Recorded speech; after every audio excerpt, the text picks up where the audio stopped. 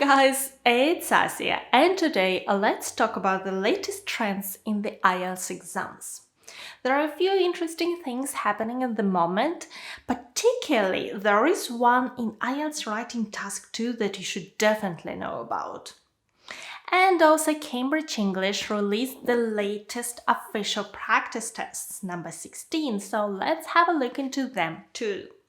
Before we begin, I just want to make a little disclaimer. This is not official information. That's what I think is happening, and I draw my conclusions from the exams I take, from reports of other candidates, and from the official practice tests.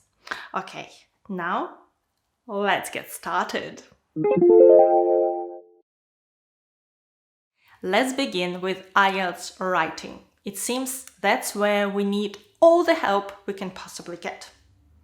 And the first task, is different for academic and general training students. So let's talk about academic writing task 1. Here you may get charts, tables, diagrams, or maps. So I asked people to vote and say which type of task they had in their recent exams. And the results are quite clear. 45% of people voted for a mix of charts and tables. Indeed, that's what I had in my recent exam too. I had 2 charts and 1 little table. The second most popular type of task is charts. So that may be one chart, perhaps a bar graph or a line chart, or several pie charts, or a combination of both. So all that belongs here. And then diagrams, maps, and tables were less popular. But things may be about to change because in the latest practice test book, 2 tasks are diagrams. 1 is maps and 1 is charts. There are no tables there. In previous books, we saw many more charts and we saw more charts in real exams. So maybe it's a signal that we may see more diagrams and maps in future exams too. In any case, you should prepare yourself for all types of tasks. In IELTS general training, the first task is a letter, and you may get an informal, a semi-formal, or a formal letter, and you should be able to determine which type of letter you need to write and choose the correct tone. That's very important for a high score. And it seems that all 3 types are used in exams, so you should prepare yourself for all 3 of them. Now let's talk about the second task. It's very similar in academic and general training exams, so we're going to talk about all of them together. And I tried to analyze what kind of tasks people get. And I think here we can talk about types of topics and types of questions. So let me explain. First of all, let's talk about topics. I think we can split all of them into 2 broad categories. The first is science and technology. So these topics are more popular in academic exams, but some general training students get them too. So here are a few examples.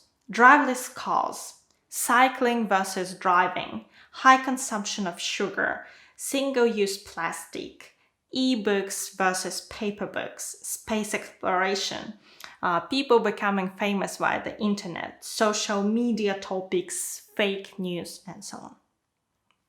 The second category is social topics, which are mainly used in general training exams, but you may also get one in an academic exam. I got one in the last exam I took. So, for example, children show less respect for adults today than they did in the past, or children have more freedom today than in the past, or their retirement age is increasing. Should children study all the subjects at school, or should they only study subjects they're interested in? Why countries are becoming more similar today, or is it a good thing that they are becoming more similar? So these are categories of topics. Now let's talk about the types of tasks. Types of task 2. Traditionally, there are 5 of them. 2 views and your opinion, agree, disagree, advantages, disadvantages, causes of a problem and solutions, and 2 direct questions. And in the past, they were all used relatively equally. At least there was no clear trend. But it seems that these days, a lot of students report tasks with 2 direct questions. And indeed, in the latest practice tests, we have 8 new practice tests, and 5 of them have 2 direct questions. If you're not familiar with this type of task, it sounds something like this. Why is this? Is it a positive or a negative development? You see, you have 2 questions. And this particular example has 2 parts. Why, or reasons, and then is it a positive or a negative development, so you need to say what you think.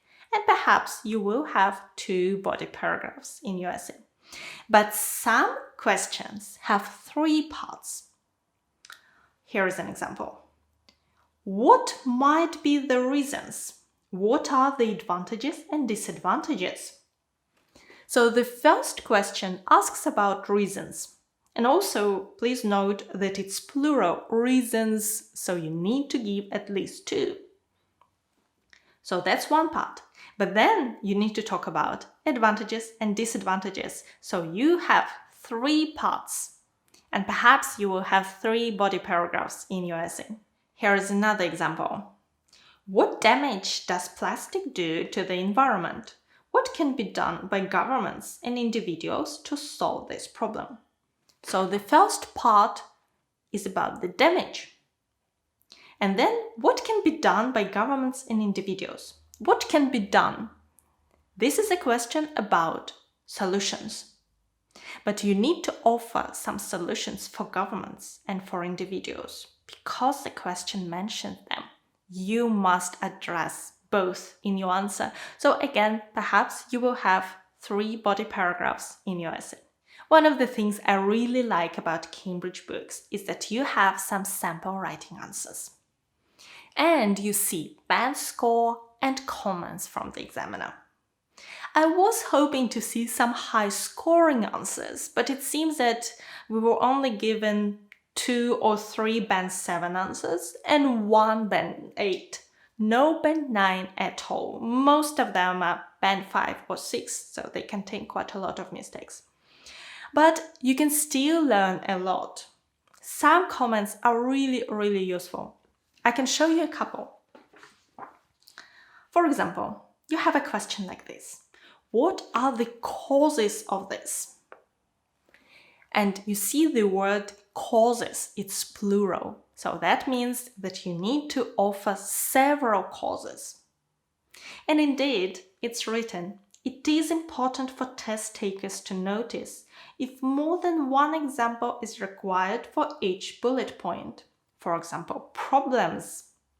Because if only one is provided, this is not a complete response to the question. Indeed, if you don't address all parts of the task, you will harm your task achievement score if that's general training task 1 or task response score in task 2. So be careful. That's an easy mistake to make even if your English skills are very good. Here is another lesson. I'm going to read you a paragraph from a sample essay. The language is quite simple, but you think about the linking words, okay? Here it is. First of all, it is important to say that marketing and advertising can make a difference in a competitive system. Furthermore, companies need to show that their new product is better than the previous ones or those from rival companies. Thirdly, this forces companies to innovate and improve their products. For example, Apple brings a new iPhone almost every year, reinventing it each time. So what about these linking words? Were they used correctly? Do you like this paragraph? Do you think it's a high-scoring paragraph? Here is what the examiner said. If cohesive devices are placed at the beginning of each sentence, they seem as mechanical. And indeed, every sentence is similar. First of all, to furthermore, to and so on. So avoid doing that. I've read all the comments in all of the books, and I can say that I've learned a lot. The only thing is that this knowledge is not systematized. You have to pick pieces and then feed them together. If you want to learn step by step, then please check out my online courses, because there is a system there and you will learn how to meet each Band 7 requirement step by step, and you will prepare in less time, and these courses will help you achieve a higher score. I will link them in the description box below. If you're interested, please check them out. Speaking about IELTS listening and reading, I haven't noticed any major changes. It seems that each test contains a regular combination of tasks. But still, tests change year on year, and you should try to use the latest tests in your preparation. And you should use the official tests. So these are the latest official tests. They are created by Cambridge English, the same organization that creates all the papers for IELTS exams. And whether you take IELTS from British Council or from IDP, it doesn't matter. The test itself is written by Cambridge English. And writing a few questions is not as easy as it may seem. A lot of work goes into ensuring that the difficulty of each test is the same. And third-party organizations just can't ensure that. That's why you should practice using the official tests. A great thing is that these books also include explanations to each answer. You can download them online, and if you are not sure why your answer is incorrect, you can go to this PDF document and find out. In IELTS speaking, many topics are used over and over again, and the important thing is to practice your answers. But new topics are also being added regularly. I try to track what kind of questions students get and publish videos with sample answers to the most difficult ones. So I'm releasing a new video next week.